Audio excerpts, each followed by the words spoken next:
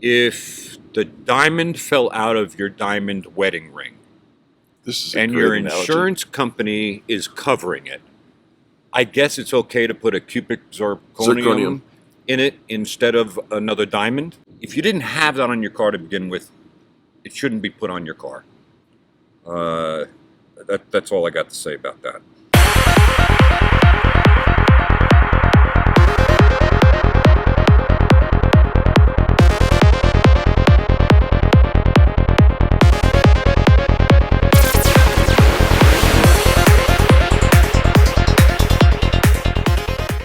Hello, everybody, and welcome back to another episode of the Airing of Grievances. We are very happy to have you, and my name's Eric Reamer. That's Robert Grieve. It's episode 100. 100. 100. That is 4 weeks shy of 2 years, but wow. You know, I can't even believe you talked me into doing this to begin with.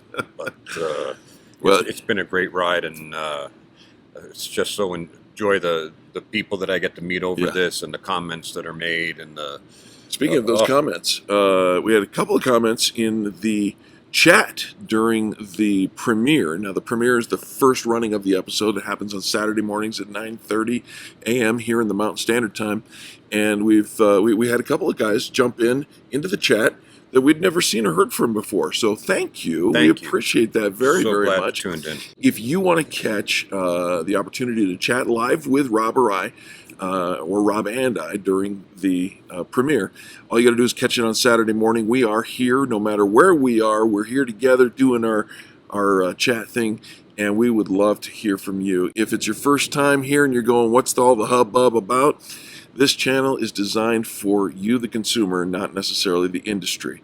And we love the fact that industry guys jump in, and gals jump in, and say hello and give their support, and so many have over the last couple of years. But if you're just getting new, here's what we want you to do. First of all, go ahead and click the subscribe button and the notification bell. That tells YouTube that this is something that you're interested in, and they'll make sure that you're notified every single time that we put out another video. Second of all, if you haven't done it yet, go ahead and give a thumbs up. That actually helps the YouTube algorithm tell other people, maybe like the two who joined us this time, or last time, and it helps kind of grow the channel, and that's really what we're all about. We appreciate that. Sharing out this information. Absolutely. Yep. Rob, happy Saturday to you. To you. 100. 100. My dear friends, thanks for tuning in. Absolutely. Okay. Rob, what a large stack of papers you have here. Something is on your mind. Yeah. What you got going on? Every now and then, we take a peek at the news and see what's going on out there. And this one caught my eye. I'm sure that everybody's not shocked at this. I know that when I read it earlier, individually or separately from you, I thought, yeah, this is going to be the one. Yeah. So hats off to Dave LaChance. Repair-driven news. Yep, he knocked it out of the park with this article announcement, basically. Yeah. And here it is. State Farm expands use of aftermarket parts in its network to all but 3 states. Okay, there's a lot right there in the title, including State Farm, who is now, get this, they've been unseated as the #1 largest insurance. I didn't even know that. Yeah, Geico. Geico took over. Congratulations, Geico. 15 minutes or less. Yeah. But here's the thing. State Farm, very large insurer, expanding its use of aftermarket parts. Aftermarket parts. That comes as no surprise to anybody who follows this channel. To its network. Yeah, I'm sure that it's also going to be on their estimates that they write on the street, or curb estimates, whatever you want to whatever you want to talk about. But the network is the partner shops. But the network has now been given a directive. That's right. So if you take your car to one of their preferred shops that's on their list, we're going to explain to you what to expect. If you have any questions about what a preferred shop is or any of those things, we've covered that in a lot of different videos, and you can go to nylonscollision.com. I'll leave the link right here and down below in the description box. and check out what it means to be a DRP, a direct repair partner, or on the direct repair program with that's the network that we're talking about. Yep. They have a nice fancy name for it, select service. So they have their select service partners, and every insurance company has their version of that. Do you want to cuddle? Yeah. So, yeah, State Farm has informed members of its direct repair program, or DRP, that it is reintroducing the use of certain non-OEM parts when adjusting estimates and settling claims beginning December 12th. The introduction will be in effect for select service repairers in every state but Hawaii, Ohio, and Wyoming. Now, I wonder why those states get a pass on this. I have an idea.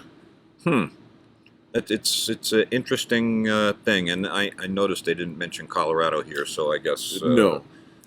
Well, I know a thing or two about Wyoming. I'm not sure about Ohio and Hawaii, but I know that in Wyoming, it's part of state law that all shops must use OEM parts. Interesting.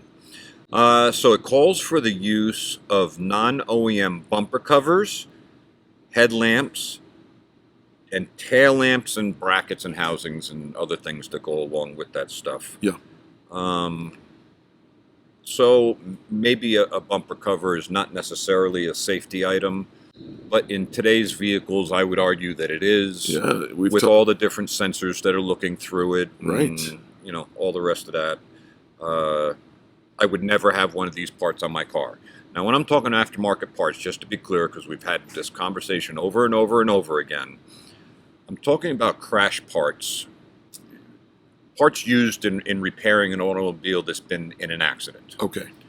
I am not talking about aftermarket performance parts.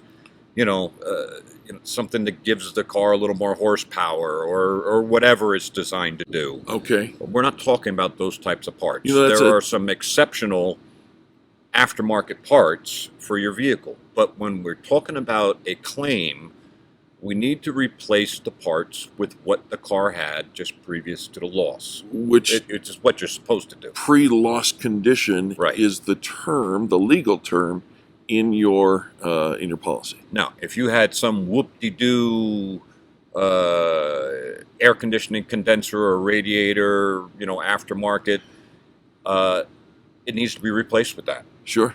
So, but largely that's not what we're talking about here. Right. So that's a great distinction. Thanks for bringing that up, because I know you ask from time to time, and some of you ask with a period instead of a question mark. Yes. So it's interesting. Naturally, this is all the consumer fuzzy reason why they're doing this. It's money. What? It's money. Money is the driver? Yeah. The introduction is meant to address supply chain issues, the carrier told its repair network. The use of non-OEM parts is expected to improve consumer experience and efficiency as some essential OEM parts remain in short supply and delivery and repair times can be adversely impacted. So get the car out faster, put some copycat part on there. Yeah. And supposed to improve the customer experience. Yes. So let me just draw this distinction. If the diamond fell out of your diamond wedding ring, this is a and great your analogy. insurance company is covering it, I guess it's okay to put a cubic zirconium in it instead of another diamond. Well, the diamond is hard to find, and the cubic zirconium is like available right now. Yeah. So I'm just saying. I'm just saying. That's if you didn't have that on your car to begin with, it shouldn't be put on your car. That's all I got to say about that. Now, there is a little caveat here. State Farm requires Certified Automotive Parts Association, or CAPA, certification for any non-OEM parts that is subject to certification. headlights, taillights, bumpers, blah, blah, blah.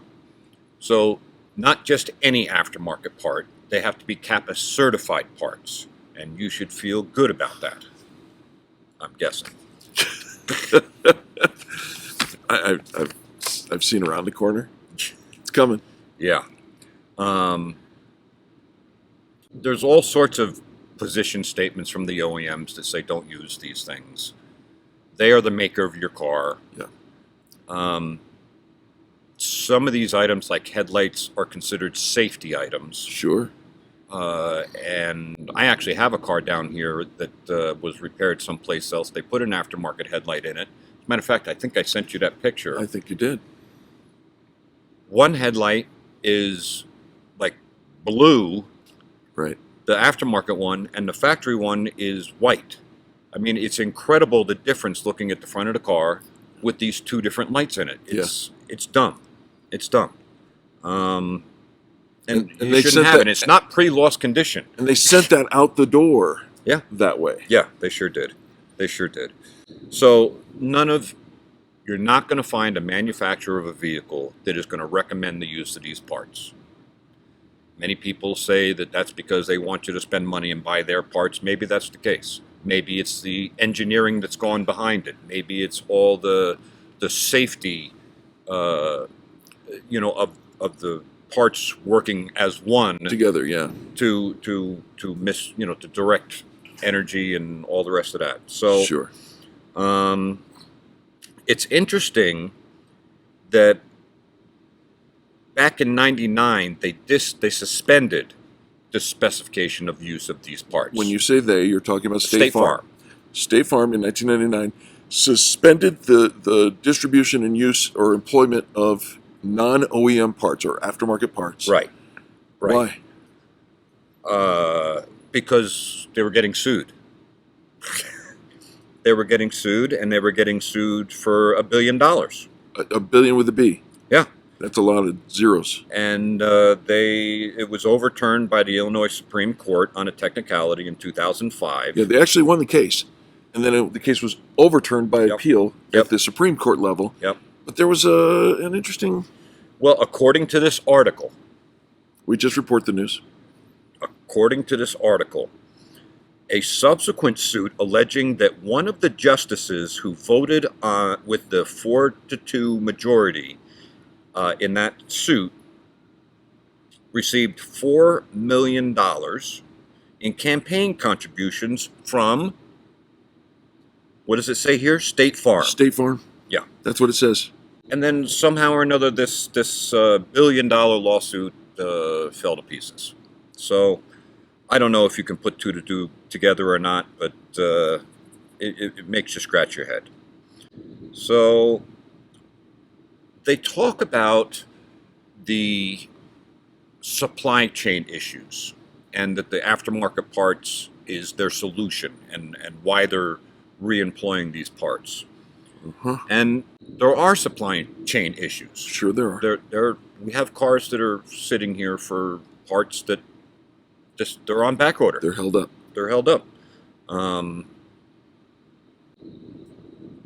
One of them is a blind spot monitor. I'm not going to put an aftermarket blind spot monitor. I don't even know if they make such a thing. But that's a horrible thought. Yeah. Right? Yeah. But, yeah, so contrary to what they're claiming,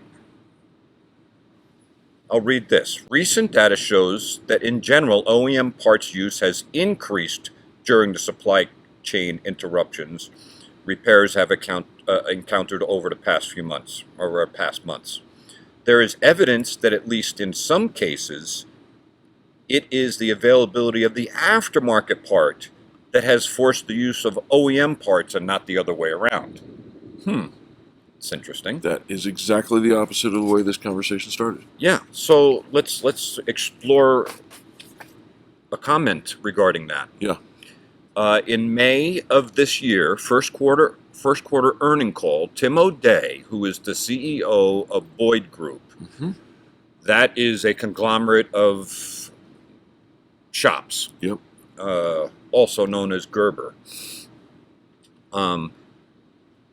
Mr. O'Day told investors on that call the supply chain issues had forced Gerber Collision to make greater use of OEM parts. Well, that's a matter of public record. Yeah, and they're not happy about it because it's costing them money. It's costing them margin. They make more money as a company using aftermarket parts than they do using OEM parts. Yes. And so, once again, we're back to the green. They make more money. Yeah. You don't see a difference in your policy. You don't No, see... but your car is less valuable than it was before. So you're the one that is taking the brunt of all this. Yep. So why do I always make such a big deal about this stuff? Well, let's go back to CAPA. Yeah, let's Shall talk we? about CAPA. So they have this, when I say they, I'm going to talk about State Farm for a moment. Okay. And they've obviously tested this in Texas and Oklahoma and have this really well thought out initiative. My question is simple. What if one of these parts, these non-original parts, becomes de-certified, which we have talked about over and over? And I get a list every week of de-certified CAPA parts. Parts that were certified and something went wrong and now they are not certified anymore. And when you say a list, one or two? Well, it depends on what week it is. I mean, there's sometimes there's a lot and sometimes there's not so many. Okay. But they're on popular vehicles. Yes, they are. That are on the road. And not necessarily old, 69 Impalas or something. This is, fairly newer vehicles. Yeah. But if the part, it's like having a recall. Like if a manufacturer had a defect in a part, the manufacturer has to make all efforts to get a hold of you and have that rectified. Right. Not so much with these aftermarket parts. It just doesn't happen. But they get decertified all the time. So what is State Farm's process if a part that has been used in the repair at their direction Right. becomes decertified? Nobody knows. Nobody knows. Nobody knows. So when we talk about safety, and let's talk about headlights for a second, because Sure. I mentioned that headlights are a safety issue. Yes. And so you don't just think it's me saying that headlights are a safety issue.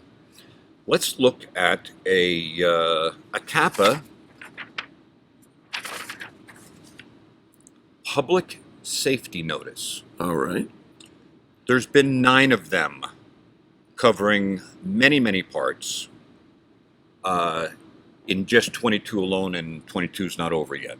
Okay. The last one issued was in October. Gotcha. But this is a public safety notice, and it warns of potential safety-related issue with a reinforcement bar bearing the CAPA quality seal. That's the actual bumper behind the bumper cover. Yeah, it's the thing that actually protects you. Yeah. And directs the energy away from the passengers and vehicle occupants. Right. The following is a notification from Intertech, which is their, way of getting it out there. Mm-hmm. The reinforcement bar identified below bearing CAPA certification has been determined to pose a potential safety hazard. So I wonder, and by the way, this is on a Toyota Corolla 2017 Through 50th. And through 19. And through 19. It's got a bunch of different models here. And to me, it pretty much covers all of them. It says under the potential hazard here, the material used to produce certified products may not be the same material used when certification was achieved. So something changed. They changed. Yeah, so the cheese was moved. Yes, it was. Imagine we get something through this certification process, whatever that looks like. Right. And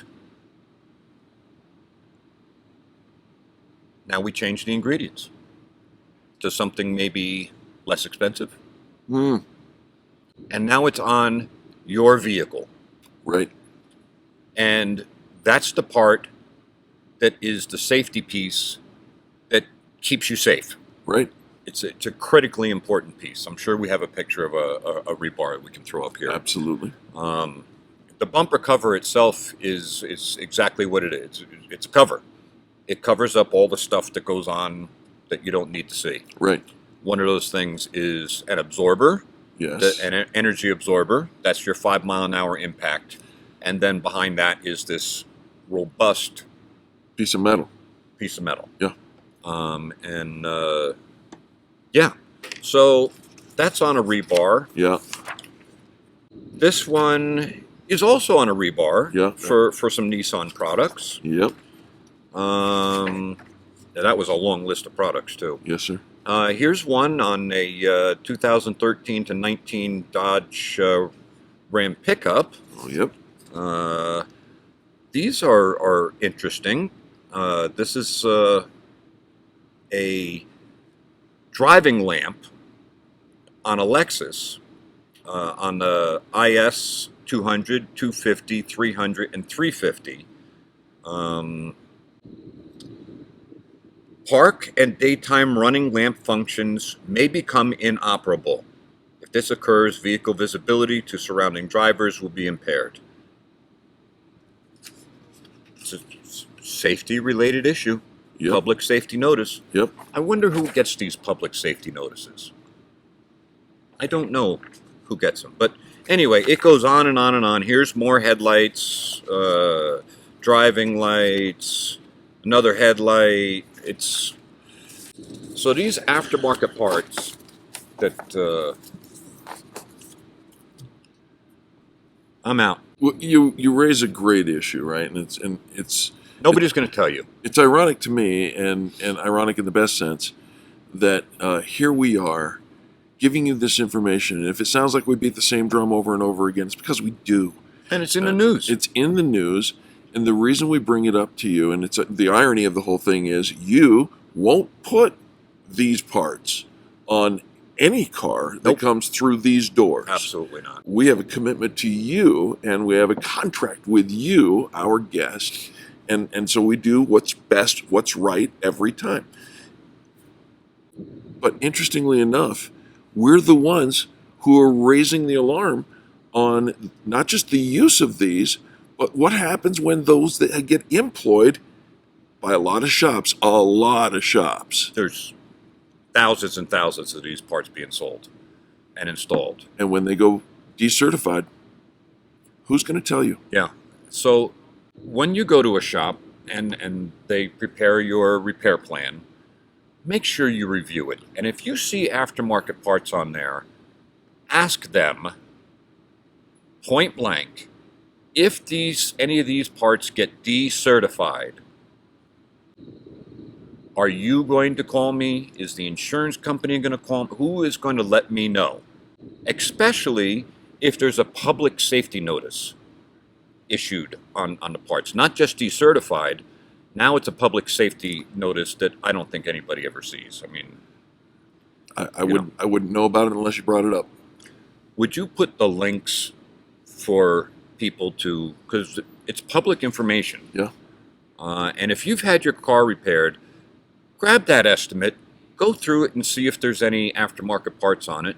And maybe we need to see if any of those parts were de-certified or not. And maybe the insurance company owes for a replacement part on that.